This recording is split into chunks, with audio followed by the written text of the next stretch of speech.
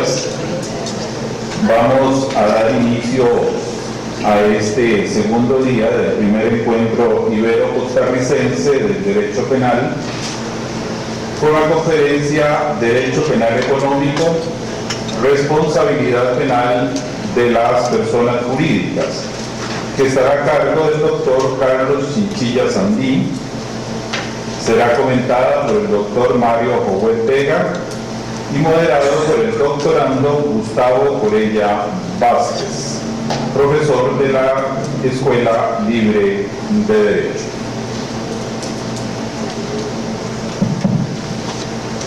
Buenos días, respetables asistentes a este encuentro. La conferencia Derecho Penal Económico, Responsabilidad Penal de las Personas Jurídicas, como se indicó, será realizada por don Carlos Chinchilla Sandí, doctor en Derecho Penal de la Universidad Complutense de Madrid, España, magistrado de la Sala Tercera, Corte Suprema de Justicia, profesor de programa de doctorado en Derecho de la Universidad Escuela Libre de Derecho. Los comentarios a dicha conferencia serán a cargo del doctor Mario Jovet Vega, doctor en Derecho Penal de la Universidad Complutense de Madrid, España, es magistrado de la Sala Tercera de la Corte Suprema de Justicia, profesor del programa de doctorado en Derecho de la Universidad Escuela Libre de Derecho, a quienes les damos la bienvenida y les agradecemos su presencia. La dinámica que se va a seguir es la misma que se ha estilado durante este evento. La conferencia a cargo de Carlos será por un periodo de tiempo establecido en 45 minutos exactos. Esa es la expectativa que nos pide el sistema y que debemos cumplir en nuestro rol. Los comentarios serán de 15 minutos y luego al finalizar habrá un periodo de 30 minutos para la sesión de preguntas que se solicita se haga por escrito en material que se les fue entregado al entrar al evento y en forma clara y legible para poder evacuarlas. Así, sin más preámbulo, le cedo la palabra al doctor Carlos Chinchilla Sandí para que nos ilustre en este tema tan interesante. Tengan todos muy buen día. Muchísimas gracias, licenciado Gustavo Corella y don Mario Jovet, ex magistrado de la Corte Suprema de Justicia, y a todos ustedes por levantarse temprano y venir hoy aquí a atender por lo menos un llamado importante de temas que resultan muchas veces novedosos, y eso pues le llena a uno un poco la vida de ilusión y le da una visión distinta por lo menos de futuro. Y les digo porque hablamos del derecho penal económico. Ayer dije algo con respecto a lo mismo, porque todos estos temas están relacionados y van a seguir relacionándose con el derecho penal económico. Igual la mesa redonda que vamos a tener sobre corrupción, también todo esto tiene una relación con el desarrollo del derecho penal económico. Y también vamos a hablar un tema de responsabilidad penal de las personas jurídicas, que es un tema novedoso en nuestro medio, no porque ustedes lo desconozcan, simplemente porque no tenemos legislación, no tenemos acuerdo entre las partes. Bueno, a veces cuando llego a acuerdo entre las partes, casi siempre soy yo contra todos los demás. O sea, eso no está muy digamos, en mucha parte en preso. Pero tal vez la idea mía en este momento no es convencerlos, pero sí tratarles de decir que hay cosas que serían interesantes de vislumbrar y que también podrían ser importantes en un momento que les puedo asegurar no muy lejano de una reforma legal. Y cuando les digo no muy lejano es porque el día de ayer me sorprendí porque un señor diputado estuvo aquí en entrega o en la investidura del doctor Basilejo Zapatero como doctor honoris causa de la Escuela Libre de Derecho, y me dijo que están interesados en realizar un proyecto de reforma con respecto a la responsabilidad penal de las personas jurídicas. Y bueno, me indicó algunas cuestiones para ver si les ayudaba un poco sobre eso. Y cuando me dijo eso es ya, o sea, están en eso. Quiere decir que el tema es interesante y por eso se los digo, porque vamos a ver qué vinculaciones tenemos y qué obligación tenemos como Estado costarricense de incorporar reformas en ese sentido. Cuando hablamos de todo lo que es lo que conforma el derecho penal económico, estamos hablando de nuestra sociedad inmersa dentro de un desarrollo importante que ha sucedido en los últimos tiempos y la incorporación del riesgo en las sociedades. Cuando digo riesgo, estoy hablando de la revolución industrial para acá. Estamos hablando ya de siglos. Y cuando hablamos de eso es la incorporación de un elemento más en el desarrollo de las relaciones no solo humanas, sino laborales también y de desarrollo económico. El riesgo es algo consustancial con nosotros en nuestro vivir diario en la sociedad. Las actividades que realizamos normalmente implican algún riesgo. Y tenemos una actividad que realizamos normalmente, indispensable en nuestro quehacer diario, que es la más riesgosa de todas, que nos da las altas tasas de mortalidad y los índices terribles, en este caso, de accidentes. Bueno, estamos hablando de la conducción vehicular. La conducción de vehículos representa el riesgo más alto de esta sociedad, porque provoca más cantidad de muertes por año que enfermedades fatales como cáncer o algunas otras. Esto quiere decir que ese riesgo es el riesgo más cotidiano, pero es un riesgo que asumimos socialmente. Porque si no tenemos posibilidad de transportarnos, nuestra sociedad iría cada vez más hacia atrás. No tenemos las posibilidades de desarrollo, de relaciones comerciales y los bienes y servicios pues nos serían sumamente limitados de acceder a ellos o adquirir. Entonces esta sociedad de riesgo viene a identificarnos algunos aspectos interesantes, porque resulta ser que riesgo se identifica con progreso y desarrollo en una sociedad. No es que es lo mismo, sino que cuando una sociedad crece, se desarrolla, empieza a generar más focos de riesgo en esa sociedad. Entonces, parece inevitable que cada vez que avanzamos en la sociedad vamos a generar más posibilidades de riesgo para nosotros mismos. ¿Qué es lo que interesa en esto? Primero, no la intervención del derecho penal como tal, sino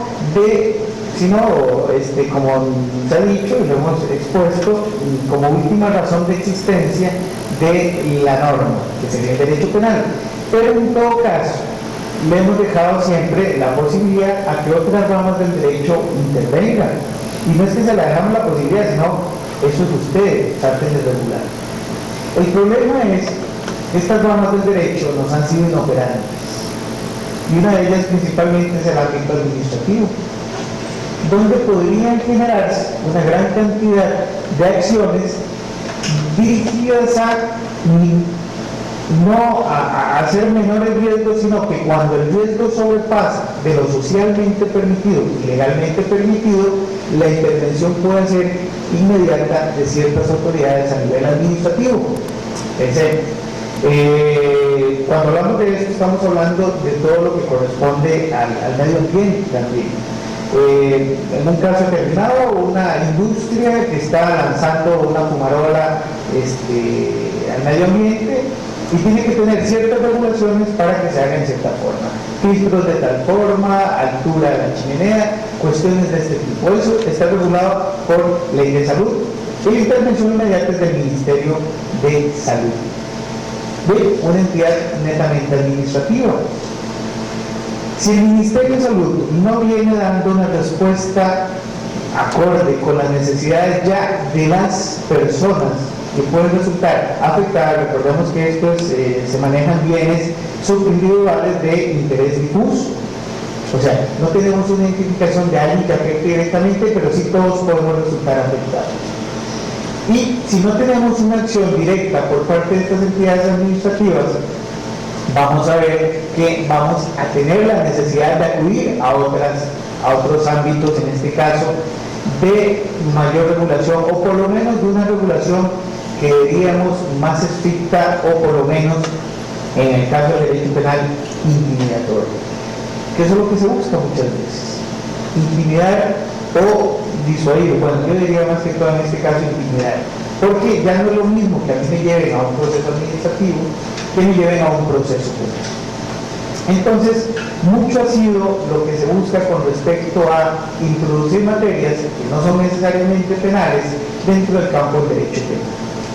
Y esto es así, no porque nosotros, a veces nos dicen que ustedes los penalistas quieren llevarse todo y regular todo. Miren, no, tenemos una gran cantidad de trabajo, miren, nosotros le podemos pasar la gran cantidad de expedientes que corresponde a eso, así es que no queremos estar desarrollando una gran cantidad de actividades a las cuales ni siquiera podemos dar abasto en cubrir. Pero resulta ser que muchas veces nuestro legislador considera que ya la verdad es que hemos agotado las otras vías, pasemos al derecho penal antes, o muchas veces ni siquiera se agotan esas vías y pasan directamente al derecho penal. Bien, estas acciones, cuando sobrepasan el riesgo permitido de una sociedad, el cual se admite socialmente, ingresa muchas veces a mecanismos de control. Inicialmente los mecanismos de control son de carácter administrativo, y eso está así, porque si ustedes se dan cuenta, muchas de las sanciones que se podrían poner en el campo penal ya de por sí de alguna forma están previstas en el campo administrativo bajo otro tipo de imposición, pero no se cumple. Esto ha generado o va a generar entonces la identificación de conductas delictivas. Tenemos aquí tres aspectos interesantes. Uno es que Ulrich Beck, que es un sociólogo alemán, habla de todo lo que es la sociedad del riesgo. Y entonces esta sociedad del riesgo se habla de algunos aspectos definitorios. Uno de ellos es el cambio potencial en los peligros actuales. Y eso tiene que ver con las épocas que se han ido superando. Claro, cada vez nuestras relaciones generan más peligros y más riesgos, y estos riesgos nosotros los vamos asumiendo necesariamente para el desarrollo. Otro campo en el cual se encuentra inmerso todo este desarrollo de la sociedad de riesgo es la complejidad organizativa de las relaciones de responsabilidad. Esto genera una irresponsabilidad organizada, porque no existe control sobre cómo debemos identificar cada ámbito y dónde vamos a centrar esos ámbitos de representación para generar responsabilidad. Esto me hace un caos social que nosotros más o menos manejamos no solo desde el ámbito de organización social, sino también legal, y muchas veces hasta penal. Y tenemos una complejidad impresionante en la regulación a nivel legislativo. Y otra vez, la inseguridad subjetiva. Esta inseguridad que no tiene muchas veces respaldo necesariamente directo de una situación concreta, pero que sí, subjetivamente, el ser humano en una sociedad se siente inseguro. Entonces hablamos de, más que de seguridad ciudadana, estamos hablando de inseguridad ciudadana, y eso nosotros lo trasladamos. Mira, es interesante, ahora que viene, que está aquí don Enrique Bacigalupo, él tiene 25 años de no venir al país, y me dice, mire Carlos, yo quisiera ir por los lados que yo andaba y caminaba por la ciudad de San José. Y le digo, sí, don Enrique, usted dígame cuáles eran esos lugares por donde caminaba normalmente. Y dice, mire, yo recuerdo que andaba por las inmediaciones del Teatro Nacional, entonces yo lo llevé en vehículo por el Teatro Nacional. Dice, sí, y luego caminábamos por un lugar que le llaman como Avenida Central, algo así. Le digo, sí, ahora es un bulevar. Y dice, ah, qué bien, entonces ya se puede caminar libremente. Y le digo, mire, don Enrique, si usted me pide a mí que lo lleve, yo le voy a decir, yo no puedo llevarlo a ese lugar. ¿Por qué? Porque sería muy irresponsable, primero de mi parte, llevar un magistrado del Tribunal Supremo Español a un sitio como este y que suceda algo. Que suceda algo. ¿Y qué respuesta le vamos a dar al Consejo General del Poder Judicial, el Poder Judicial Español, que le digan, ¿qué pasó? No andaban guardaespaldas nuestro magistrado que estaba allá en Costa Rica. Le digo, no, mire, en realidad no. Y entonces, si esa era una zona muy conflictiva, ¿por qué lo llevó a ese lugar? Bueno, sí, irresponsabilidad mía. Bueno, lo que quiero decirles es que igual nosotros caminamos tranquilamente y no pasa absolutamente nada. Pero ¿Quién no niega la posibilidad de que esa zona es altamente riesgosa? ¿Quién no niega la posibilidad de que constantemente se estén dando pues carterazos, asaltos y robos constantes? Bueno, nadie. Pues esta es una parte de una inseguridad subjetiva. No porque esté sucediendo siempre ahí, puede ser que en esos 100 metros tenga un año de no suceder nada, lo cual no creo que sea así. Pero bueno, seamos optimistas. Pero a pesar de eso, surge la inseguridad de que eso puede ser y se está presentando. Entonces por ahí tenemos un problema de identificación con todo esto del riesgo que se genera. Bueno, esto tiene una explicación dentro de cierto desarrollo de los delitos económicos como parte de la delincuencia dorada. Recordemos que hay ciertos tipos de identidades criminológicamente hablando, y una de ellas se habla de la delincuencia dorada. Delincuencia dorada porque lo que se trata siempre es de aspectos de carácter económico. Y la explicación, una de las explicaciones criminológicas que se tiene para identificar este tipo de delitos es por un lado la teoría de la anomia, pero por otro lado también el desarrollo que habíamos visto ayer de Sutherland en Estados Unidos, un sociólogo norteamericano, con respecto a la criminalidad del cuello blanco. Bien, son algunas explicaciones que se pueden dar sobre el fenómeno de lo que es la criminalidad económica. La teoría de la anomia tiene un contenido interesante porque el Estado anómico es el Estado que no tiene ley, que no tiene regulación. Y cuando digo Estado no estoy hablando de Estado gobierno, sino que estoy hablando de un ámbito determinado. Un ámbito determinado que no tiene regulación legal es un ámbito que genera un Estado anómico. O sea, que no hay regulación y que muy probablemente podrá caer en el caos. Ok, parte de esto es lo que se explica dentro de la idea de los delitos económicos. Muchos de los delitos económicos que hoy o actualmente tenemos, hace no muy poco tiempo, eran lugares de innovación y creación de desarrollo económico. Qué inversionista más ágil, qué forma de desarrollar bursátilmente esa cartera que lleva. Bueno, ¿qué pasa con eso? Muchas de esas acciones no necesariamente eran del todo, pues sí, eran lícitas porque no había regulación. De ahí viene la ausencia de normativa sobre algunos campos. Y cuando surge esa necesidad y se regulan, entonces ya pasan a ser conductas, si se regulan desde el ámbito penal, delictivas. Entonces, eso va a hacer cambiar o a dar un viraje importante. Ahora nosotros tenemos una limitación a cierto tipo de actividades bastante concretas sobre aspectos de carácter económico. Pero hay muchas más, cuando uno se da cuenta de otras legislaciones, que aquí se practican como si fueran grandes acontecimientos de inversiones económicas y desarrollo económico. Recordemos cuando teníamos el lavado de dinero o la legitimación de capitales provenientes del narcotráfico. Pero es que no solo el narcotráfico o por medio de él se genera este lavado o esta legitimación de capitales, sino que puede ser de cualquier actividad ilícita. Pues ya lo entendimos un poco mejor y lo incorporamos también dentro de la norma. Esta teoría de la anomia entonces da o no se identifica este vacío o carencia de normas en una sociedad o un campo o un ámbito determinado que es el que nosotros en este momento nos puede llegar a interesar regular de alguna forma.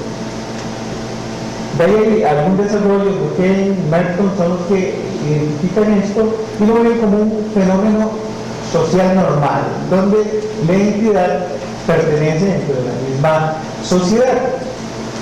Ahora, hay unas cuestiones interesantes dentro de esta idea de la conducta delictiva identificada por la teoría de la anomia, donde existen expectativas culturalmente preexistentes y algunos medios determinados por la estructura social para alcanzarlas. El problema es el choque que hay entre unas y otras. Una cuestión es la parte que se me impone culturalmente a mí como sujeto de una sociedad a desarrollar. ¿Quién es el triunfador? Bueno, el triunfador en la sociedad desde que llega a una fiesta de compañeros de colegio y llega con el vehículo modelo, con derroche de grandeza y una apariencia de triunfador.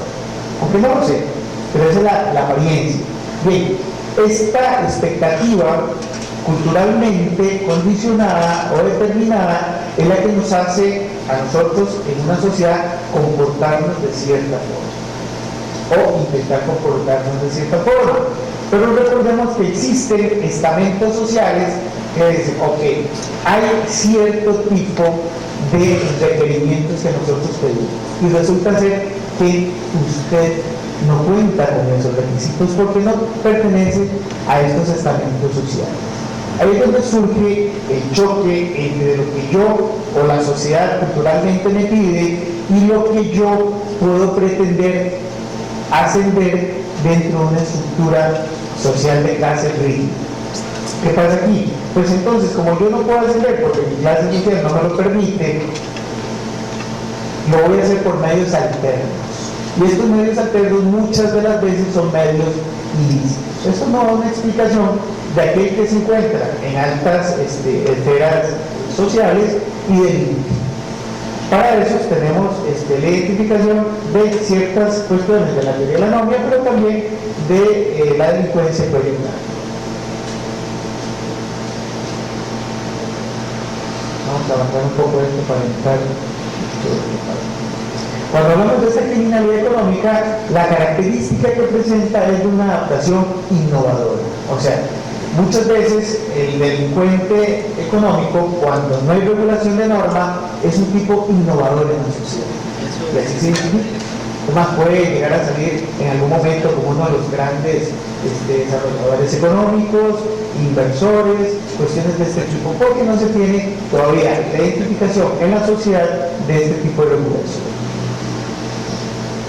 Cuando hablamos del derecho penal económico, podemos dar una definición. Podemos hablar, por un lado, de la ciencia alemana, también vamos a hablar de la española.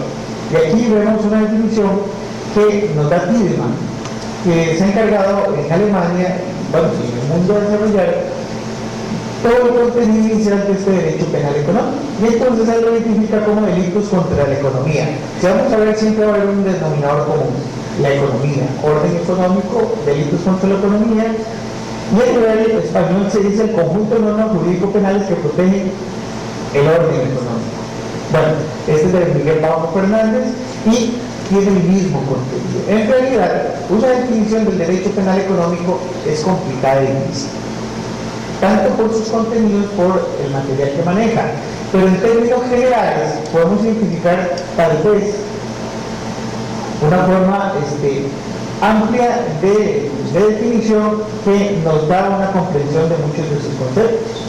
Y entonces habla de aquellos comportamientos descritos en leyes que lesionan la confianza en el orden económico. Este orden económico va a ser recurrente siempre en esta definición. Vigente con carácter general o en alguna de las instituciones en particular, y por tanto ponen en peligro la propia existencia y la forma de actividad de ese orden económico. Entonces, se dirige a preservar el orden económico institucionalizado o de un país determinado.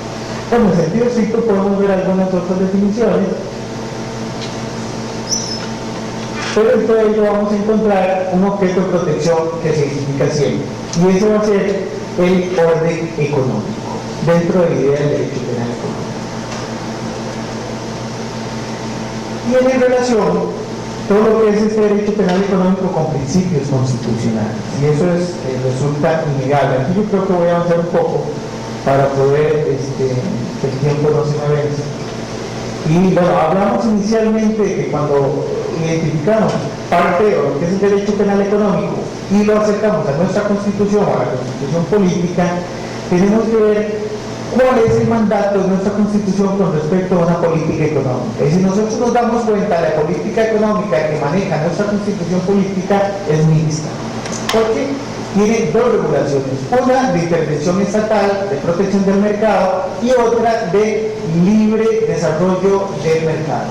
Entonces hay dos ámbitos en los cuales se maneja, y eso no es de Costa Rica propiamente, eso lo podemos ver en muchos otros países. Pensemos en este caso España, que también se da, y yo lo cito también en el caso de Alemania. Entonces hablamos de una neutralidad constitucional con respecto a la determinación de lo que es la política económica que va a regir.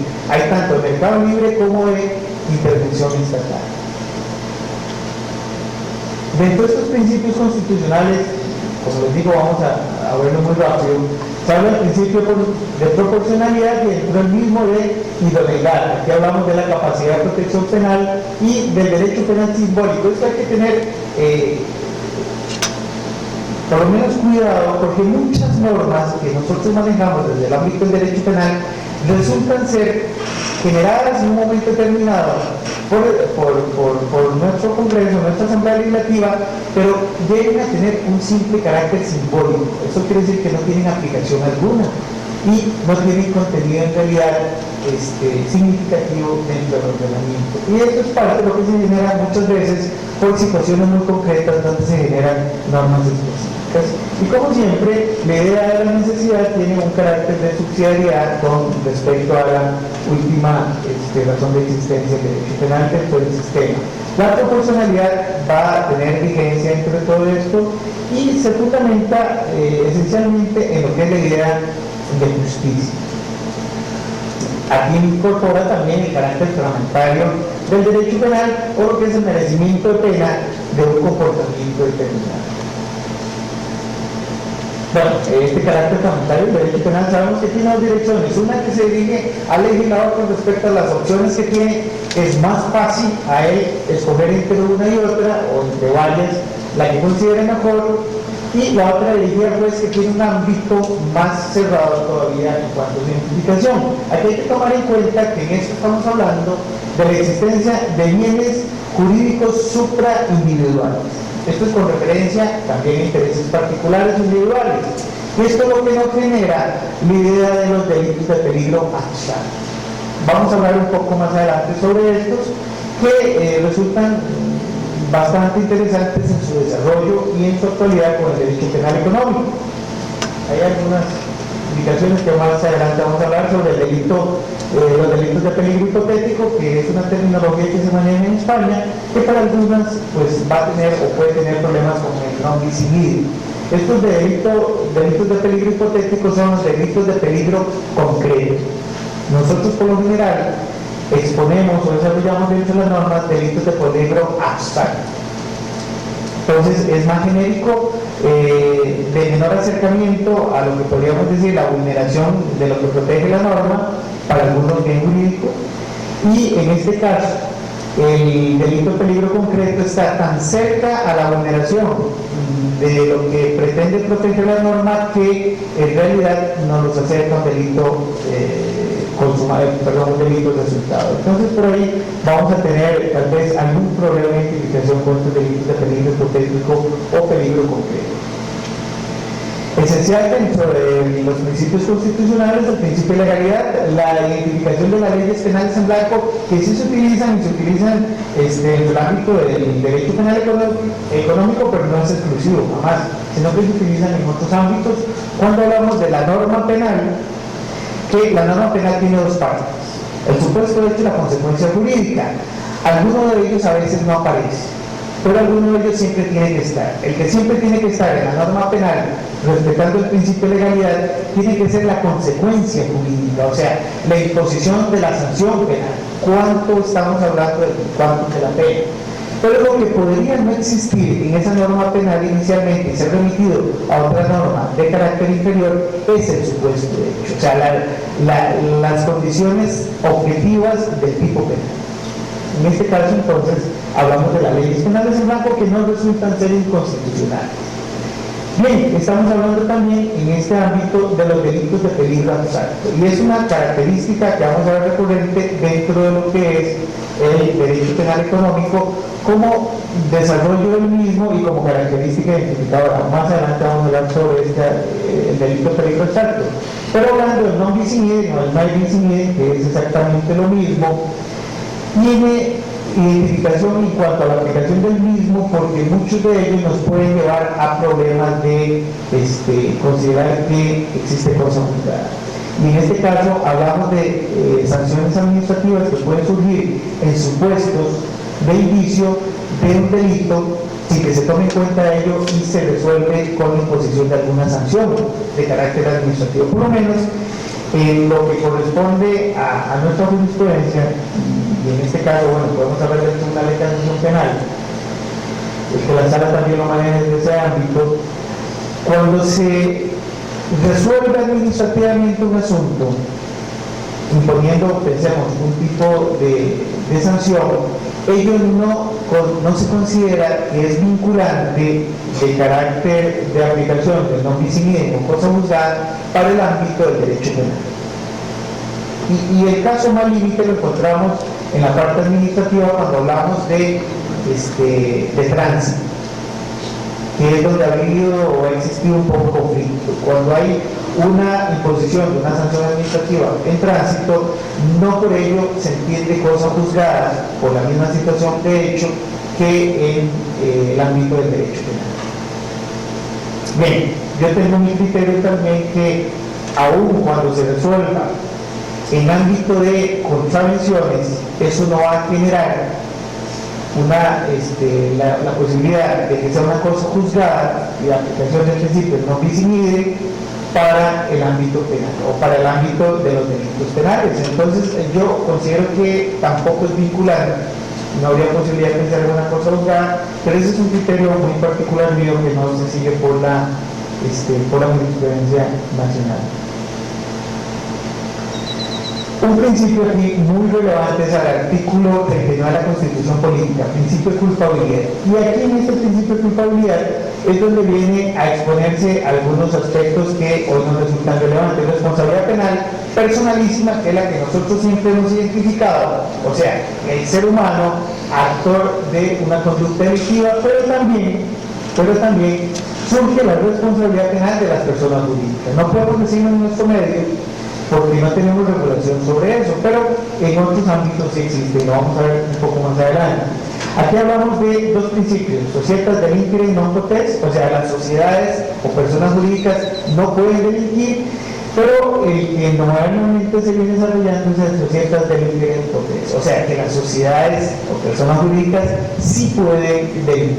Y este es un ir y venir de ideas donde podemos hacer una división Europa-América. América Latina, por lo menos, porque los países anglosajones tienen una tradición de siglos atrás de responsabilidad de las personas jurídicas, que nosotros no hemos adoptado.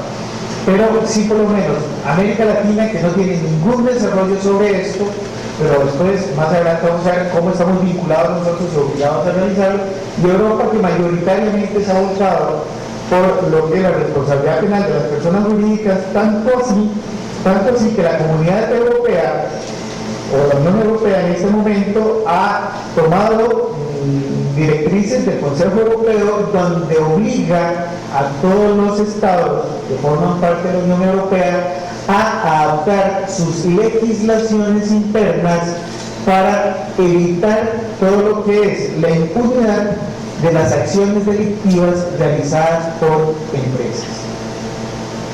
Es lo mismo que decir, incorporen reformas donde se contemplen tipos penales acerca de las personas jurídicas. Y está ahí. Y vamos a ver que hay algunos países que son los más reacios a admitirlo, que son España y Alemania. La gran cantidad de los demás países ya tienen bastante tradición. Francia tiene una tradición importante en esto, pero por lo menos lo que es lo que es España y Alemania hay cierta reticencia. Vamos a ver que ellos se fundamentan en el principio de culpabilidad recorrido constitucionalmente, lo cual en realidad no es tan cierto. O sea, si es cierto que tiene el principio de culpabilidad, lo que no es cierto que esa sea la limitante para que se incorpore la responsabilidad penal de las personas jurídicas. Bien, hablemos de las características de este derecho penal económico, que es lo que nos va a llevar a todo lo que es la responsabilidad penal de las personas jurídicas.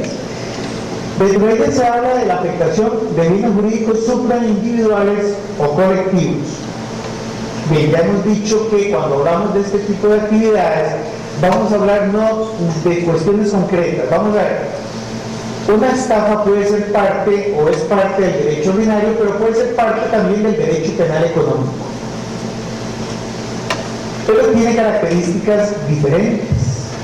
Vamos a ver, no es lo mismo que una persona estafe a otra persona directamente que una persona o un grupo de personas estafe a una gran cantidad de personas.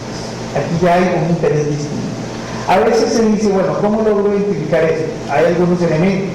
según se dan estas características que vamos a ir viendo, pero también, bueno, tiene que tener algunas características especiales que llegue a afectar o que llegue a provocar un daño patrimonial importante de una gran cantidad de personas. Por eso hablamos de bienes jurídicos supraindividuales o por lo menos colectivos. Pensemos, no es lo mismo la estafa de Juan a Pedro que la estafa, llamémoslo genéricamente estafa, que se puede dirigir por una financiera de los dineros que capta de todos sus clientes. Bien, en este caso hablamos de un delito de derecho penal económico que debe tener características también penales diferentes a lo que es la simple estafa. Todavía nosotros no llegamos a esa situación, aunque sí constantemente vemos conductas delictivas que se desarrollan en ese medio. O pensemos el manejo de bolsa con respecto a la ocultación de estados contables de una empresa que está en bolsa y que conforme a esos estados contables que se envían, suben sus acciones de precio. Bueno, ahí hay una manipulación del mercado bursátil que está regulado penalmente en nuestro país. 2 artículos tenemos al menos de delitos bursátiles, pero que al fin y al cabo efectivamente se identifican con el derecho penal económico, porque el daño patrimonial o daño que se puede provocar de carácter económico es tan amplio que puede llegar a cualquiera. Y entonces aquí vemos que hay bienes jurídicos que se encuentran difusos dentro de la sociedad, pero que también tienen un carácter de identificación de estos particulares. Bien, entonces surge la discusión, como hemos dicho, de la especialidad del bien jurídico como categoría ejecutoria del delito, que es inicialmente lo que se maneja y se tiene dentro de nuestras ideas. Pero también surge un cuestionamiento: ¿será que el derecho penal viene a proteger bienes jurídicos o se dirige a la vigencia o la fidelidad, como dice Jacobs, de la norma penal? Bueno, esa es una cuestión que es una discusión de carácter dogmático, pero que resulta importante. Le digo que resulta importante porque cuando traemos discusiones dogmáticas y las queremos positivizar, ahí es donde vamos a tener conflictos serios. Y cuando les digo esto es porque el proyecto de Código Penal, el artículo 4, como adefesio jurídico que es, habla del principio de lesividad, dando la argumentación de que deviene de normas constitucionales, lo cual no es cierto y es mentira. No existe norma constitucional que hable del principio de lesividad. Y de por sí la lesividad es algo natural a la conducta del individuo, porque si no, no habría necesidad de incorporar una norma penal en ese sentido. Entonces, el principio de lesividad, el problema no es que se hable del principio de lesividad, el problema es que se le dé contenido al principio de lesividad y que ese contenido se le llene de bien jurídico. Aquel que lesione o ponga en peligro el bien jurídico. Concepto, como les digo, de carácter y de discusión dogmática que en realidad no nos brinda gran percepción. Porque lo que surge esto es: ¿qué pasa si la norma penal no le identifica un bien jurídico? Lo que por sí poco me importa, porque el bien jurídico siempre va a estar. Y si ustedes dicen que no está, se lo inventan y se acaba. Porque esta es una cuestión de discusión de carácter dogmático. Lo que quiero decirles es que este bien jurídico poca relevancia tiene identificación con respecto a lo que la norma me está diciendo o el mandato que viene de la norma. Ahora, volvemos. Cuando yo trato de limitar la idea del bien jurídico para que la norma, si no lesiona o pone en peligro el bien jurídico, o lo más grave, si la norma no tiene bien jurídico perceptible, lo cual sucede en muchos de los delitos dentro del derecho penal económico y los delitos también de carácter informático, no tienen bien jurídico. Digo yo, sí lo tienen, todas las normas lo tienen, pero no con un título donde nosotros podamos decir, porque nosotros nos es muy fácil. ¿Qué bien jurídico tiene? No sé, veamos en qué título está o en qué capítulo se encuentra. Entonces buscamos y dice, deber de la función pública, ese es el bien jurídico, deber de la función pública. No me importa, porque está ahí. Y si yo lo saco, que es lo que pasó con la ley contra la corrupción, el enriquecimiento ilícito, y si yo lo arranco y lo pongo allá, ya no tengo título que me diga cuál es el bien jurídico. Entonces, bien, tenemos que inventar algún bien jurídico porque no podemos andar en la vida sin los bienes jurídicos. Bien, El problema que tenemos es, y cuando no identifiquemos con nombres y apellidos el bien jurídico que hacemos con la norma, según el artículo 4 del proyecto de Código Penal, lo que nos viene a decir, no lo aplique. ¿Cómo no lo aplique? Si es derecho vigente, está ahí, es una norma penal, hay que aplicarla, no puede caer en desuso. O sea, la inaplicación de la norma no puede venir porque se desusó y entonces se derogó. No, es que no es así. O sea, el juez está obligado a aplicarla. Y si se corresponde con la situación de hecho que regula, en este caso, bueno, la tipicidad objetiva y la tipicidad subjetiva también, pues la tiene que aplicar. Y si corresponde de forma concreta con la teoricidad de la culpabilidad, pues se tiene que imponer una sanción. Esta norma, como les digo, es la positivización de una discusión dogmática. Y cuando hablamos de eso, ya estamos metiéndonos en un problema muy serio, porque estamos limitando el campo de acción. Y si hoy se piensa así, mañana se piensa diferente, como sucede o puede suceder en este momento. Yo sé que nuestra cultura del derecho, estoy en otro campo, ya se me han preguntado, está muy enraizada en los bienes jurídicos, por una cuestión de vinculación con el mismo derecho civil que nos dio. Y yo creo que hay que ir eliminando eso, porque el bien jurídico no es el mismo el derecho civil, no es esa silla, no es ese arreglo floral, no es esa mesa, no, es algo más etéreo. Y como etéreo que es muy voluble y sujeto a cambio.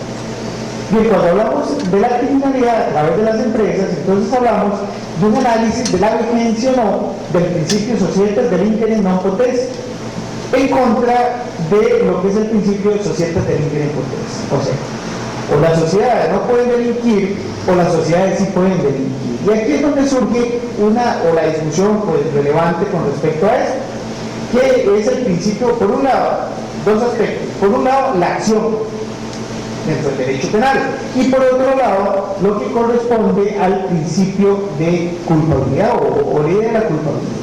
Ya no hablamos de principio, hablamos de culpabilidad directamente. Que bueno, es una garantía constitucional, por el sentido de la Constitución política. Porque hay que desmitificar de lo que es la acción y de la culpabilidad la única vinculación, por un lado, de la acción en el aspecto psicológico y por otro lado, de la culpabilidad en el aspecto biopsicológico. Ok, lo que les estoy pidiendo aquí es que cambien de chip para hablar desde el ámbito informático. Porque no podemos partir de las mismas ideas que tenemos para un derecho penal clásico e identificar lo mismo para un derecho penal económico. Hay que ver algo, el derecho penal económico no es diferente al derecho penal, es parte del derecho penal. Surge el mismo derecho penal y comparte todas sus bases científicas. Nada más que tiene características que lo diferencian y que lo hacen, por lo menos, distinto en cuanto a las materias que regulan. Pero es parte del mismo derecho. Bien, entonces tenemos estas dos situaciones. La vinculación que hemos tenido tradicional de la acción, sujeto, ser humano, que desarrolla una conducta y su vinculación netamente psicológica con la culpabilidad, el sujeto enfrentado con sus culpas dentro de la idea penal, donde su proceder fue típico, o sea, logró conformarse con el tipo objetivo, existe dolo en su actuar, culpa, o como podríamos decir hoy, ya poco me importa, hablamos de dolo virtual, más bien, porque muchos de los tipos penales y el desarrollo de las conductas se van a identificar con dolo virtual, más que el dolo directo, poco me interesa el dolo directo. Y también, dentro de esta situación, llegar a decir, bueno, es una norma, es una acción que contraviene al ordenamiento jurídico, no es justificable, y además de eso entramos al ámbito de culpabilidad. Bien, pero siempre estamos viendo la parte biopsicológica, en este caso, el sujeto dentro de su psique y dentro de su esencia como ser humano, porque recordemos que es una de las garantías que están contempladas en nuestra Constitución política del ser humano, la culpabilidad. Esta idea no es limitante para darle un contenido diferente. Y el contenido diferente es desembarazarla de estos condicionamientos psicológicos y físicos, que podríamos decir, en este caso biológicos, y darle un contenido distinto. Entonces, cuando hablamos de acción, sí, las sociedades realizan acciones y las sociedades proceden activamente por medio de los órganos de la empresa. Y ellos actuando le transmiten esta acción a la sociedad. Y veámoslo muy sencillo. Ya no hablemos de derecho penal, hablemos de derecho mercantil. La gran cantidad de negocios jurídicos que se desarrollan en la sociedad se hacen por medio de personas jurídicas y tienen negado que no tienen capacidad de acción. Porque si negamos eso, negamos que me están limitando el tiempo. No, más bien no lo entendí. Gracias por los 10 minutos de ¿Y quién puede negar esto? Pues nadie lo puede negar. En realidad existe, y si no, pues entonces diríamos todo lo que se desarrolla por medio de las acciones que hacen personas jurídicas en el campo mercantil es inexistente. Eso es un caos. Bueno, sí procede a realizar acciones, como también estas acciones podrían ser o vincularse con el ámbito del derecho penal. Pero bueno, tendrán culpabilidad. ¿Podré yo en el ámbito del derecho mercantil requerir responsabilidad a una persona jurídica por una actuación indebida en el ámbito mercantil? Por no entregarme las cosas que efectivamente se prometió en el contrato que hicimos, por estafarme en esta entrega o fraude en el producto, por no darme a mí las condiciones que ya estaban contratadas. ¿Será posible dirigir una acción contra una persona jurídica en nivel de un proceso civil? Pues yo creo que nadie duda de eso. ¿Y por qué nos cuesta tanto? Ya que hacemos esa abstracción y ficción jurídica del ámbito mercantil y la trasladamos al ámbito penal, ¿cuál es el problema? Porque si negamos el principio de culpabilidad en el ámbito penal, pues estamos negando también el principio de culpabilidad, porque eso no es exclusivo del derecho penal, no es nuestro nada más, sino que esto se traslada a los demás ámbitos del derecho también. Bueno, hablamos de la administración, ¿tiene responsabilidad objetiva? Bueno, pero en las demás existe responsabilidad subjetiva. ¿De quién? De la persona jurídica que actúa. Porque a mí nadie me va a imponer la responsabilidad objetiva de los años.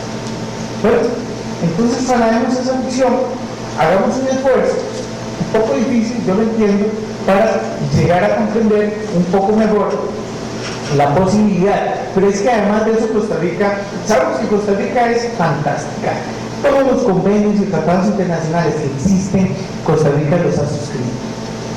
Poco a poco los van ratificando, pero los ha suscrito. Entonces, la protección de las hormigas millas allá en el agua, entonces ya firma el convenio internacional para protegerlas. Porque puede ser que algún día vengan aquí, miren, y entonces nosotros creamos que haya protección. Bueno, cualquier convenio internacional nosotros lo suscribimos y es que estamos para eso. Porque somos el país que más protege derechos y garantías y nos metemos en unos libros impresionantes y nos damos cuenta. Pero bueno, ahora nos metimos en un libro también. Cuando suscribimos la convención americana sobre corrupción y todo lo que corresponde a aspectos de enriquecimiento ilícito, fantástico, yo estoy de acuerdo, más, estoy convencido de que fue un buen paso y ahora me convencí más, porque dentro de la normativa que está, invita a los estados que forman parte de la misma a regular o a implementar su legislación para lograr combatir todo lo que la criminalidad que se genera por las empresas, que generan corrupción. Y entonces ahora qué hacemos, de carácter superior a la ley y un mandato que existe en la misma. Si no nos excluyen, entonces ante el mundo somos los corruptos porque no cumplimos con la convención. Bueno, ya hay una obligación del Estado costarricense en compromisos. Y ahí viene la iniciativa de hacer una norma o una normativa dirigida a lo que es la responsabilidad penal de las personas jurídicas. Ahora, es innegable que este desarrollo ya nos atrae, ya nos lleva. En Europa hablamos de una gran cantidad de países, como les digo, Alemania y España son los que están ausentes de esto, pero no tan ausentes como se podría pensar. España ya ha ido incorporando en este último periodo normativas sobre responsabilidad de la persona jurídica, un poco tímidamente. Pero es que además de eso, cuando hablamos de responsabilidad de la persona jurídica, voy a avanzar un poco para Eso lo vemos en otra conferencia.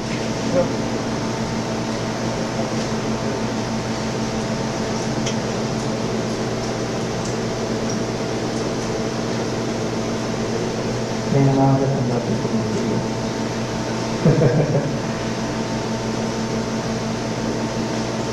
este es otro tema muy importante, después lo vamos a ver, que nosotros no tenemos la regulación de las actuaciones en nombre de otros, y esto nos crea problemas con respecto a la responsabilidad del representante de la empresa que actúa en nombre de la empresa y se le requiere responsabilidad por la actuación en nombre de otro, y entonces dentro de la ficción jurídica, quien actúa en la empresa. Pero para ser responsable al sujeto que supuestamente representa a la empresa, necesitamos normas que nos lleguen al supuesto amplificador de la responsabilidad penal, porque él no actúa por él actúa por la empresa. Y si no tenemos ese supuesto amplificador de la responsabilidad penal, como lo tenemos para la autoría, como lo tenemos para la autoría mediata, como lo tenemos para la complicidad, como lo tenemos para la instigación, no podríamos aplicar una sanción a una persona que no se encuentra inmersa en estas actuaciones en nombre de otros. Alemania lo tiene, España lo tiene y muchos países de derecho penal occidental lo tienen, pero nosotros no lo tenemos. Así que hay pendiente, que ya lo vemos. Este es el artículo. Dentro de esto, lo que quería llegar es nada más a ver lo que, bueno, estos son algunos países que lo tienen: Inglaterra, Estados Unidos, Francia, Portugal, Japón, Australia, Austria también lo tiene. Los países nórdicos, europeos, todos tienen responsabilidad en las personas jurídicas. Los tipos de sanciones que pueden generarse, porque algunos me podrían decir, bueno, ¿qué hago yo con meter a una empresa a la cárcel? Y digo, mire, es difícil porque tenemos que hacer tantas cárceles como empresas puedan haber. O sea, no es posible, ni esa es la finalidad, porque la pena de prisión sí está dirigida directamente a la persona física. Pero sí tenemos algunos sistemas distintos, sistemas de vida multa que tienen mucha aceptación en España, medidas de seguridad, aquí no se valora culpabilidad sino peligrosidad, y donde viene clausura y cierre de la empresa, imposibilidad de recibir subvenciones públicas, no puede participar en licitaciones promovidas por el Estado, y sanciones administrativas. Aquí en este caso dice que resultan ser muy efectivas, pero falta de publicidad al menos con respecto al efecto intimidatorio.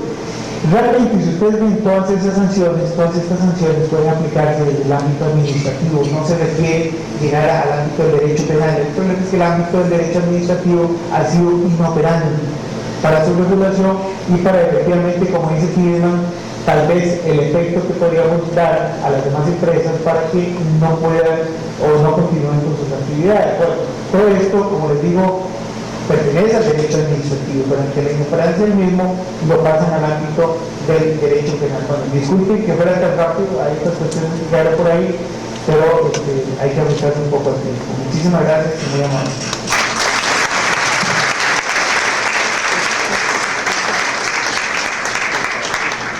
Muchas gracias.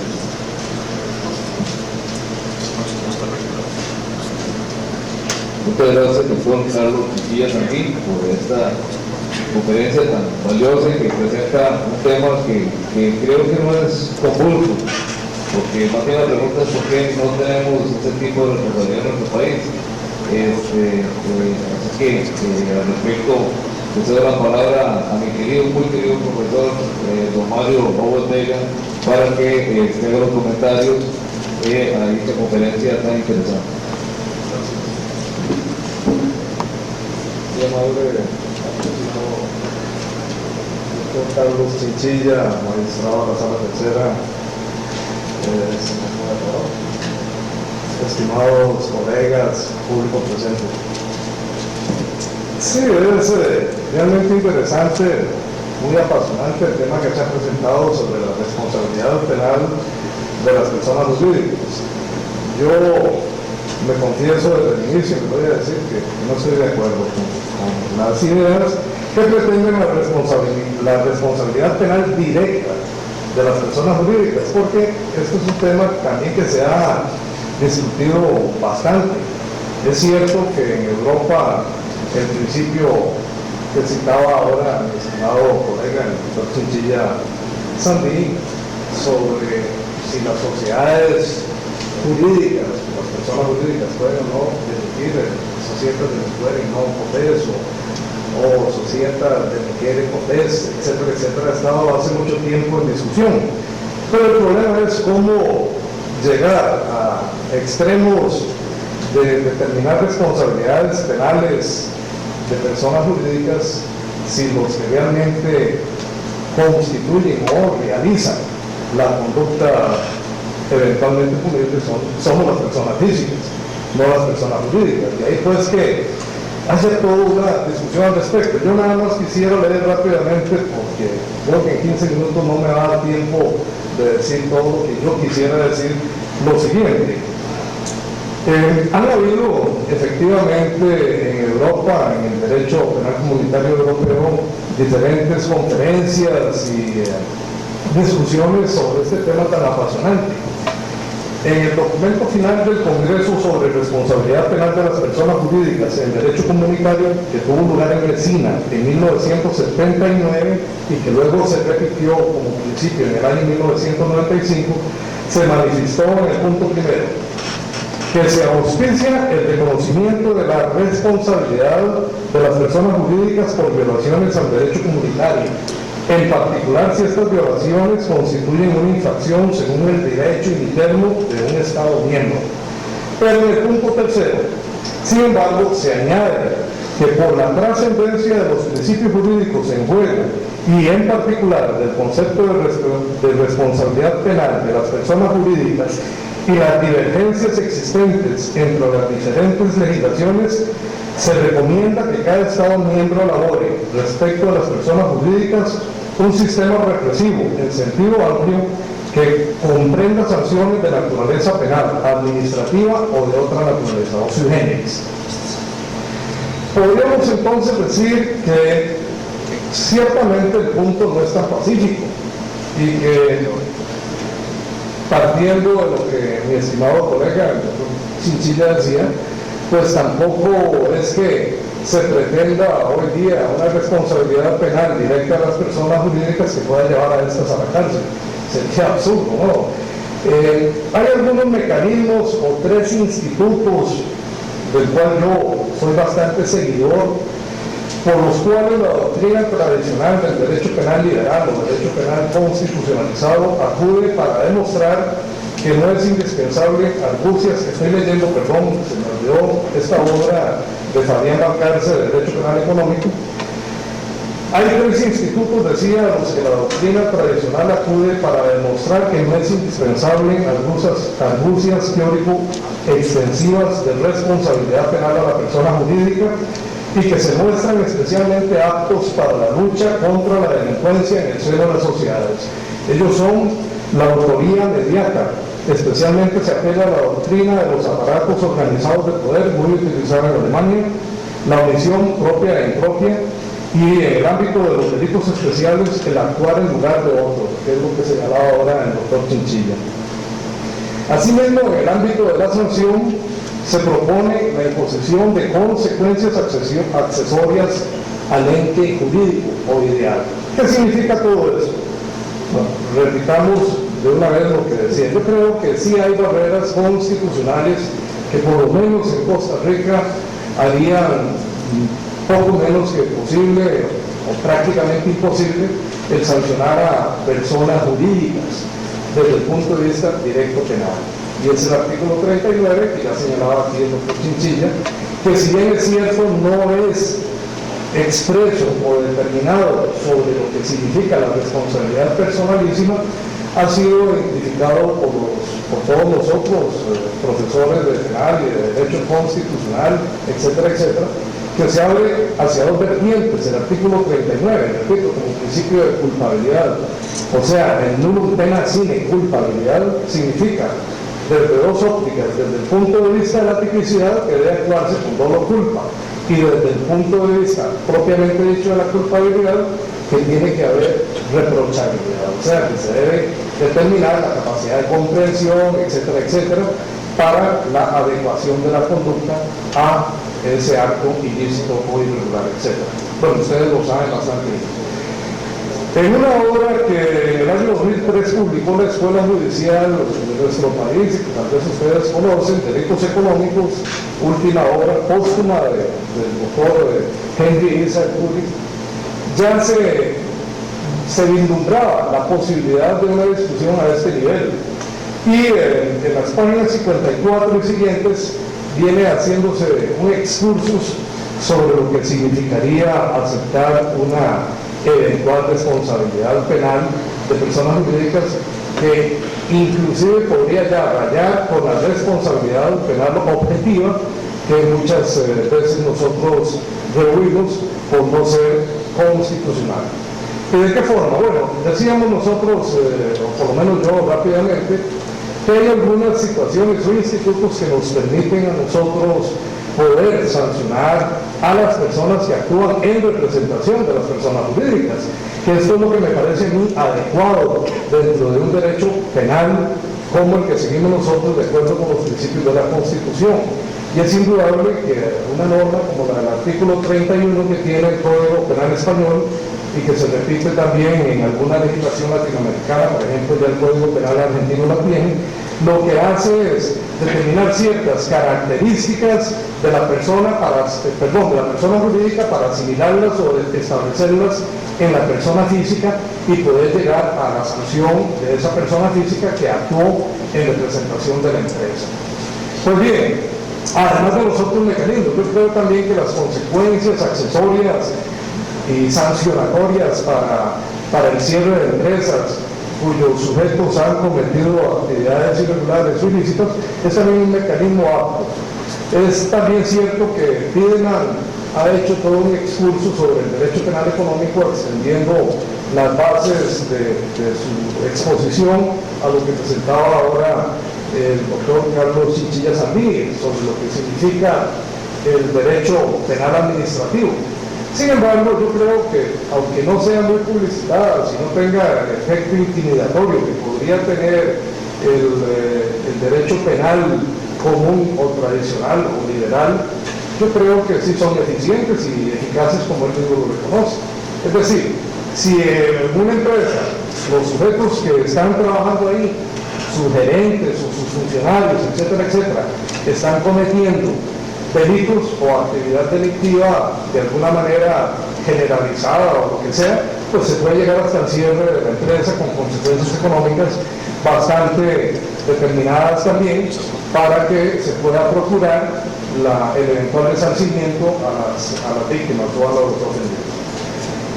Lo que quiero señalar es que a mí me parece que este fenómeno de la extensión o expansión del derecho penal o la globalización del derecho penal está alcanzando límites bastante extremos y yo no quisiera que el derecho penal, como se ha dicho ya, se convierta en un mero derecho penal simbólico o que las normas que se empiezan a gestionar o a realizar o a festinar también, ¿por qué no decirlo de esa manera?, en nuestros parlamentos, pues más bien pueden dar el traste con lo que se preocupa o con los fines o metas que debe tener un derecho penal, que sigue siendo sancionador. Porque muchas veces, ya se hablaba aquí de la teoría del bien jurídico, sí, estamos claros que se ha usado también de la teoría del bien jurídico y que en algunos de los tipos penales nosotros encontramos confusión, no solamente en la determinación del bien jurídico, sino en la redacción de la conducta que se pretende sancionar. Y es por eso que debemos ser cada vez más cuidadosos de mantener un derecho penal bastante, digo yo siempre, armonioso con la realidad social que nos ocupa. No debemos involucrar, pienso también, al derecho penal en una serie de conductas que podrían ser reguladas en otras áreas, porque efectivamente esto está haciendo que el derecho penal cada vez sea menos eficiente, menos efectivo, y se pierda también la finalidad con que se pudo haber pensado en la protección o la tutela del bien jurídico a través de la norma punitiva. Pues bien, no quiero seguir hablando mucho de esto porque son temas muy apasionantes, simplemente decirles, bueno, sí es cierto que podría ser modificado el artículo 39 también, de la Constitución política y establecer un principio general de culpabilidad que permitiese abarcar la responsabilidad penal de las personas jurídicas. Pero pensémoslo bien, ¿será este el mecanismo más idóneo para sancionar las conductas que se están desplegando por sujetos individuales o por personas físicas dentro de esas personas ideales o personas jurídicas? Es cierto que ya desde la época de Gierke se establecía en las personas jurídicas no solo la posibilidad ideal de desarrollo, sino que Gierke, por ejemplo, decía que era una persona real y que como tal podía ser sujeta de sanción. Sin embargo, bueno, yo con toda sinceridad puede ser que ya los años míos no concuerdan con muchos de ustedes que son más jóvenes. Yo me quedo con un derecho penal liberal ajustado a normas constitucionales interpretadas en la forma que les he dicho.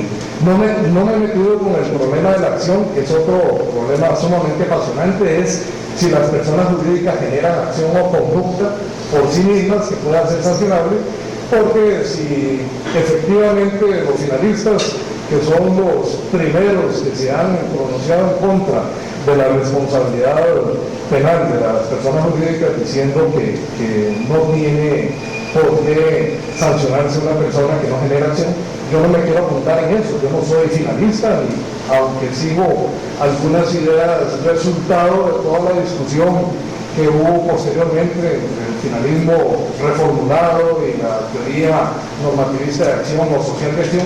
Yo no creo que esta sea lo ideal. Simplemente creo que tal y como tenemos la estructura constitucional hoy día, es sumamente difícil poder llegar a una responsabilidad penal directa de las personas jurídicas. En ese caso, pienso, si lo que queremos es llegar a sancionar a las personas físicas que se escudan en la actuación empresarial de las personas jurídicas, entonces sí, establezcamos mecanismos, como decíamos ahora, de actuar en nombre de otro, artículo 31 del Código Penal Español, ya acogido en Argentina, propuesto para algunos países de Centroamérica, se está proponiendo en el Código Penal de Guatemala, en el Código Penal de Nicaragua, una norma muy similar al artículo 31 que señalaba el doctor Chinchilla. Acudamos a los delitos de omisión propia o impropia y establezcamos responsabilidades sobre el deber de vigilancia, etcétera, etcétera. Acudamos también, como decíamos antes, a mecanismos que no nos lleven a extremos de establecer responsabilidades penales directas de personas jurídicas, que si bien es cierto, existe ya en Francia, existe también en el Reino Unido, en los Estados Unidos, etcétera, etcétera, en algunos países europeos, no más, pienso yo, aquí un poquito diferente del doctor Chinchilla, más bien se han permitido hacer una evolución hacia un derecho penal administrativo o un derecho penal en vías indirectas como estas, inclusive, como decíamos, desde el punto de vista de la sanción, que será más eficiente si a través de sanciones derivadas de efectos penales administrativos cerramos una empresa pura y simplemente sin acudir a estereotipar la responsabilidad penal de las personas jurídicas. ¿No será más efectivo cerrarlas, clausurarlas, sancionarlas económicamente, etcétera, etcétera? Bueno, esto es el tema, hay mucho también al respecto. Creo que la exposición que nos hizo el doctor Carlos Chinchilla es sumamente clarificante y sobre todo informadora sobre las realidades de nuestros países, pero yo me anclo un poquito, como decíamos anteriormente, en las estructuras del derecho penal tradicional y me resulta difícil asimilar que podamos llegar a sancionar penalmente a personas jurídicas en vía directa. Muchas gracias, muy amable.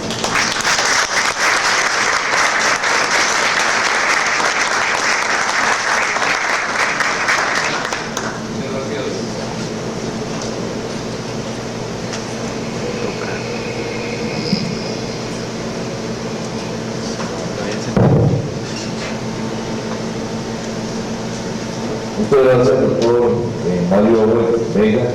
Siempre nos sigue enseñando usted, don Mario. Don Mario, siempre nos sigue enseñando usted. Muchas gracias. siguiente parte de la dinámica es precisamente la evacuación de preguntas. Le cedo la palabra al doctor Carlos Chinchilla para que evacúe algunas de las preguntas planteadas. Desde ya se le pide disculpas al público por la forma en que se va a condensar la respuesta, ya que hemos identificado que hay preguntas que tienen puntos en común y por cuestiones temporales las respuestas pretenden condensar esas expectativas que tiene el público.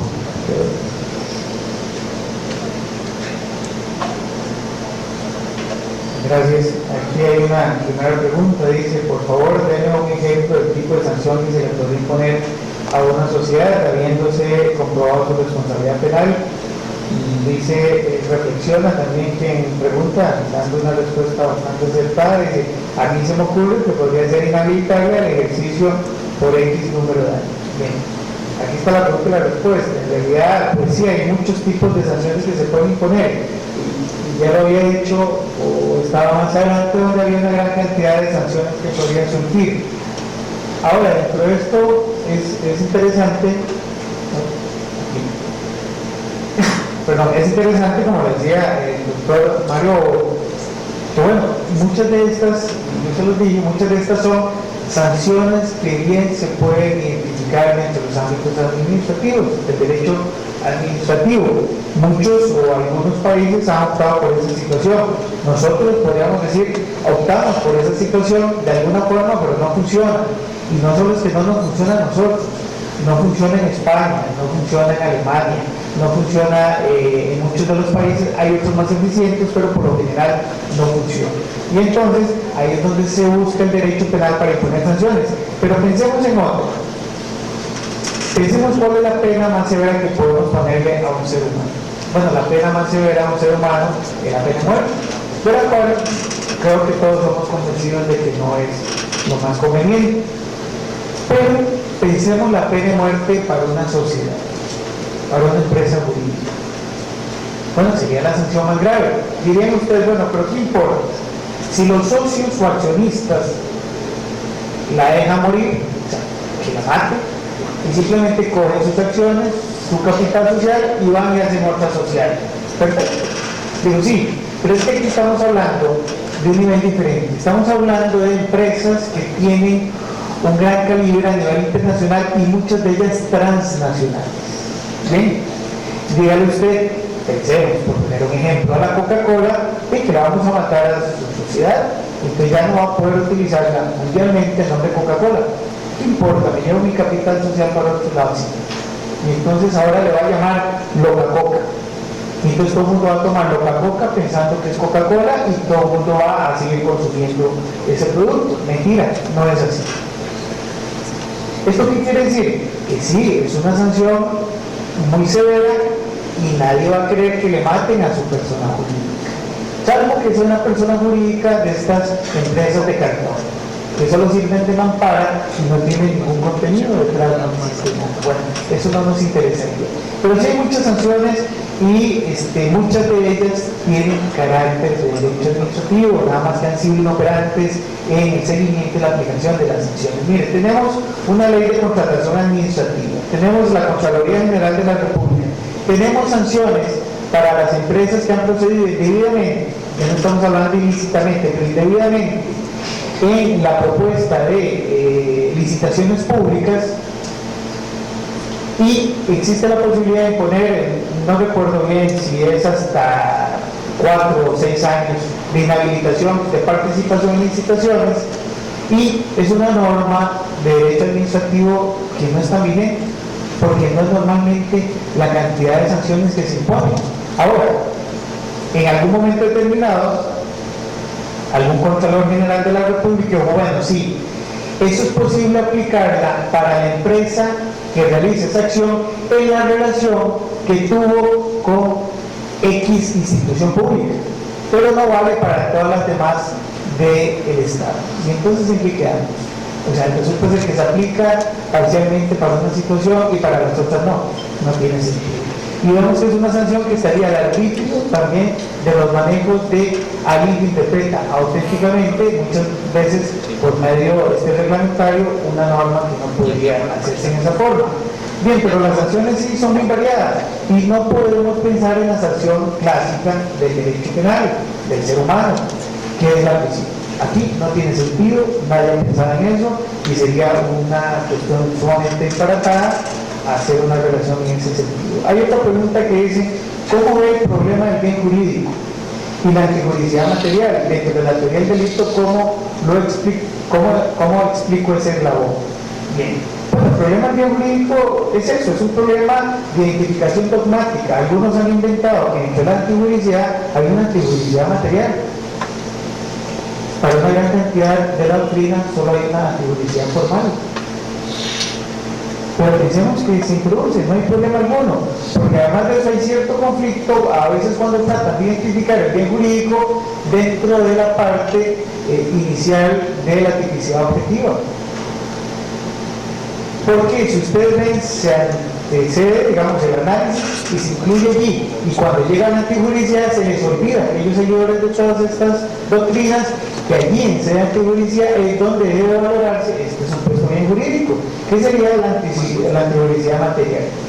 Para mí, dentro del ámbito de la responsabilidad de las personas jurídicas, poca importancia tiene esto y poca importancia tiene hablar del bien jurídico. Sí, a mí me interesaría más el respeto y la fidelidad que se debe otorgar a la norma popular, que por sí la norma es la que regula la norma, y lo otro está fuera de la norma. Lo que está fuera de la norma no puede integrarse a la norma.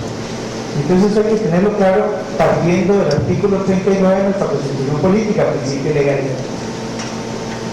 También habla de otra parte, dice una segunda pregunta, problemas de actuación en nombre de otro. Dentro de ellos encontramos la actuación del representante de la empresa, que a su vez representa a otra empresa.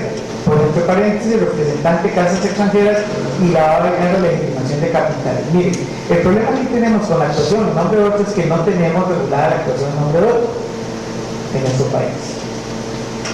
Y aún así se condenan a las personas representando a otros.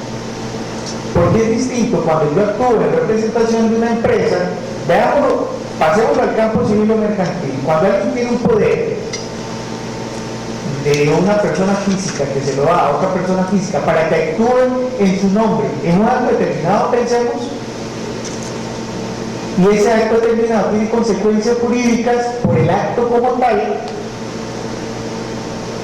¿quién es el que está actuando? Bueno, está actuando el sujeto que da el poder a esta persona, salvo que esta persona actúe ilícitamente o actúe irregularmente.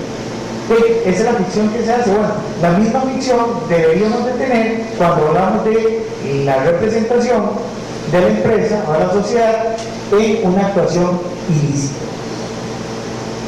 Entonces hay que ubicar los ámbitos de responsabilidad. Yo tal vez en esto, con lo que decía el doctor Mario Owe, él habla de culpabilidad como reprochabilidad, yo hablaría de culpabilidad como responsabilidad.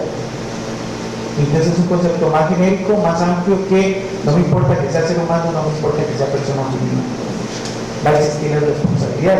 Bueno, cuando hablamos de esto, ¿quién va a tener la responsabilidad inicial? Bueno, una actuación de una empresa de carácter ilícito, pensemos que exista, lo va a tener la empresa como tal, pero van a haber dos ámbitos de responsabilidad.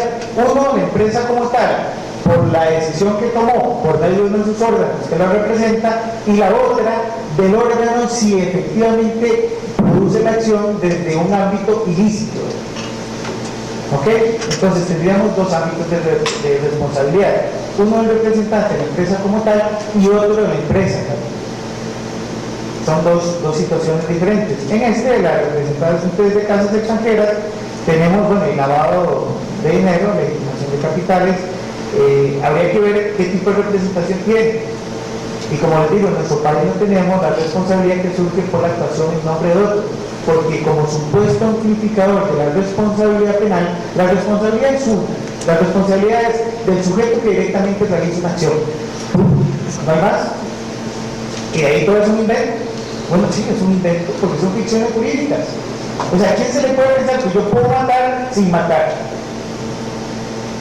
Físicamente hablando. Bien, nadie. Pero es que el derecho es muy creativo. Y los abogados somos más creativos todavía, mejor que jugadores de fútbol en un momento determinado. Bueno, sí, somos creativos, entonces decimos, no, claro, yo puedo matar sin matar. ¿Cómo? Yo utilizando otro, ya decía don Mario, la fórmula de la autoría inmediata. Que la autoría inmediata me parece que no es lo más recomendable para la responsabilidad de organizaciones que dirigen su actividad o dirigen sus actividades al ámbito criminal. Yo preferiría otra forma, pero bueno, no es la discusión que tenemos ahora, pero yo preferiría otra forma. Bien, dentro de esta identificación, bueno, yo para pensar que yo puedo matar por medio de otros porque tengo que hacer una ficción jurídica que el Código Penal, el derecho penal, normalmente, diríamos, no me lo permito, la realidad no me lo permite. Entonces tengo que incluir dentro de la norma penal un supuesto que amplifique esa responsabilidad. Entonces introduzco la autoría inmediata, introduzco la coautoría, introduzco otros supuestos que vienen. Bueno, eso es lo que pasaría en estos casos. Aquí hay otra pregunta que dice, decía el profesor Bacigalupo que uno de los mayores problemas dogmáticos actuales es diferenciar la pena y la venganza. Entonces se ha querido justificar la pena desde la concepción de la prevención tanto positiva como negativa, donde la parte psicológica del ser humano es indispensable. Esta es como la parte introductoria. La pregunta es, ¿no sería difícil justificar la pena en las personas jurídicas, en todo caso, a quién motivaría la norma jurídica si el aspecto psicológico está ausente de la persona jurídica? Es cierto, la persona jurídica no tiene el aspecto psicológico. El aspecto psicológico lo va a tener únicamente, en este caso, el ser humano. Por eso yo les decía, don Mario habló algo, pero claro, el tiempo no es limitado. Yo sé que don Mario tiene magníficas ideas, muchas mejores de las que yo tengo, pero yo trato de hacer lo mío también. Y yo quiero mucho a Mario, lo respeto mucho y sé que es un gran jurista y seguirá dándonos muchas enseñanzas. Y parte de esto es lo que él nos ha dicho. Claro, él parte de la concepción del derecho, yo más que diría tradicional o clásico, pero es un derecho en el cual está convencido Mario y me parece excelente.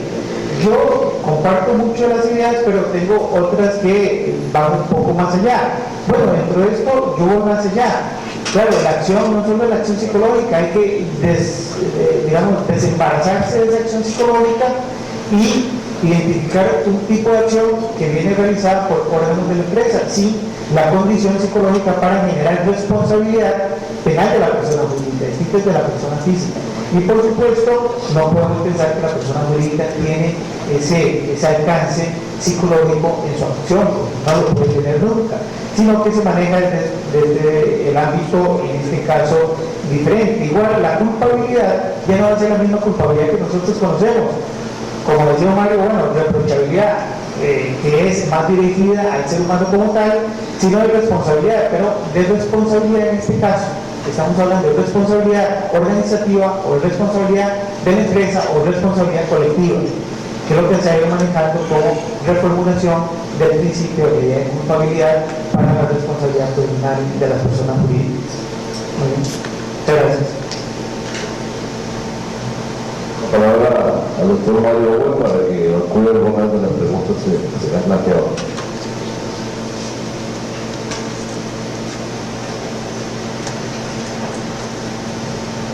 Uno de los compañeros pregunta si la persona jurídica como tal no puede delinquir, se podría implementar mediante reforma legal un tipo de pena accesoria en los casos en que se dedica a través de una sociedad, en el sentido de que la misma deje de funcionar por un periodo determinado o incluso ordenar su, comillas, desaparición del bien comercial. Pues sí, claro. Ya escuchábamos las diversas opiniones que se han externado aquí y creo que las conclusiones, aunque con algunos matices o diversas vertientes, llegarían siempre a lo mismo.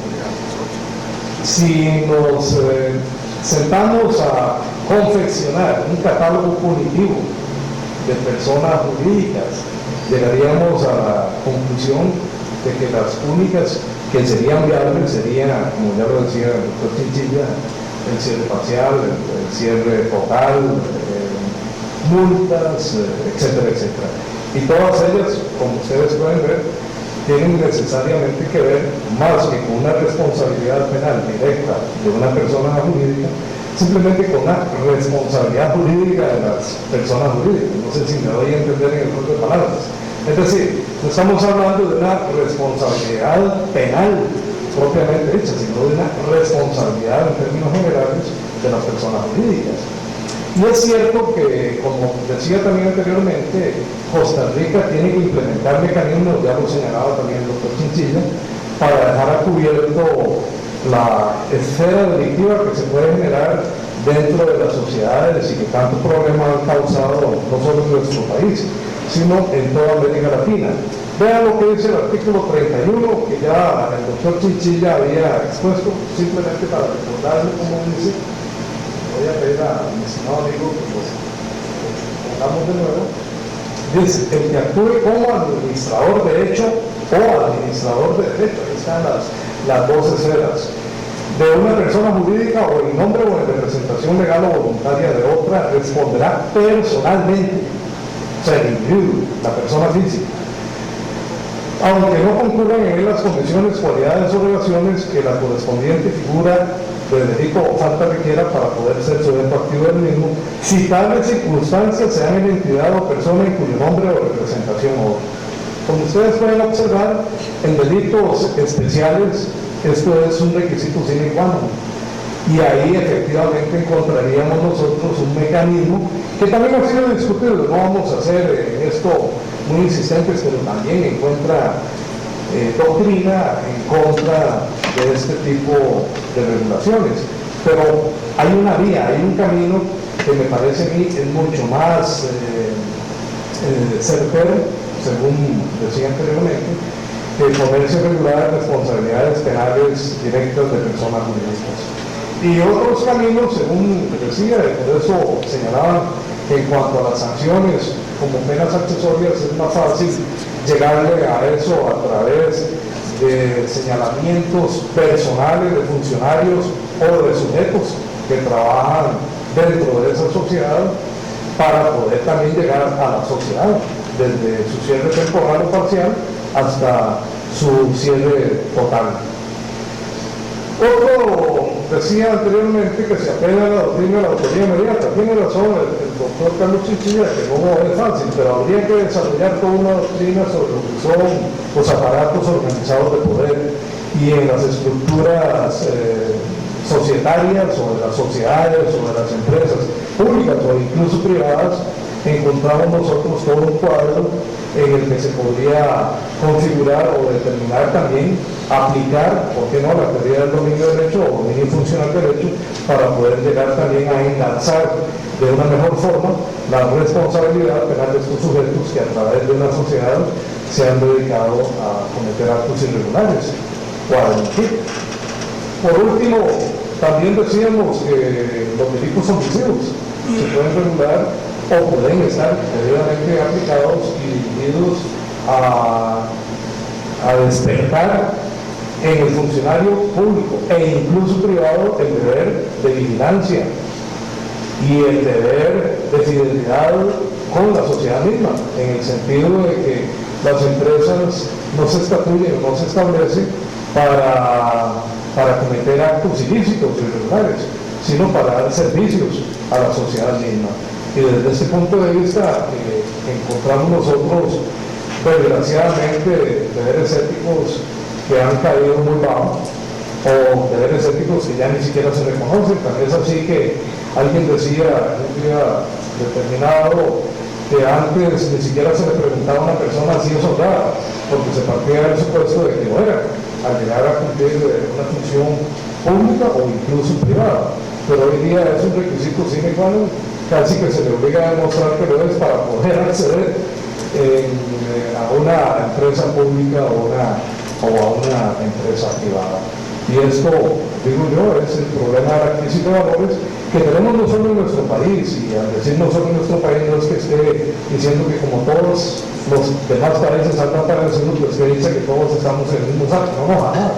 Más bien tenemos que remojar nuestras barbas para decir, señores, hay que tomar en serio lo que está ocurriendo en nuestro país y que a muchos otros les ha afectado realmente. Vean, sino el caso de Argentina, el caso de Brasil y otros países que han llegado a tocar fondo, y no ha sido hasta que han tocado fondo cuando ya las personas despiertan cierta conciencia para tomar algunos mecanismos de control más eficaces. Se me pregunta aquí también si el principio de necesidad, cómo se interpretaría el artículo 28 constitucional, y si esto significa perseguir absolutamente todas las conductas. No. El artículo 28 lo que habla es el principio de autonomía y reserva ética. Realmente ahí lo que se dice en la Constitución, en el artículo 28, es que o se establece que nadie puede ser inquietado ni perseguido por la manifestación de sus opiniones ni por acto alguno que no infrinja la ley. Las acciones privadas que no dañen la moral o el orden público o que no perjudiquen a terceros están fuera de la acción de la ley. Realmente ahí lo que hay es un principio, como decíamos, de autonomía y de reserva, por lo que ciertamente habría que trasladarse también o correlacionarlo necesariamente con el principio de legalidad criminal y el de culpabilidad que tiene nuestra constitución política para hacerlos congruentes. Por otra parte, se pregunta acá, me gustaría saber cuál es su criterio sobre cómo el legislador puede cumplir con el mandato de la Convención de las Naciones Unidas y la Interamericana contra la corrupción relativo a la necesidad de legislar sobre la responsabilidad penal de las sociedades. Vale recordar, como lo indicó el doctor Chinchilla, que la convención fue suscrita y ratificada por Costa Rica. Bueno, realmente la Convención Interamericana y las Naciones Unidas hablan sobre responsabilidad penal de sociedades o de personas jurídicas. Simplemente se refiere al control y determinación sobre los actos de corrupción que pueden darse a nivel de empresas, sociedades, etcétera, pero no se está hablando específicamente sobre responsabilidad penal de sociedades o de personas jurídicas. Muchas gracias, esos eran mis apuntes.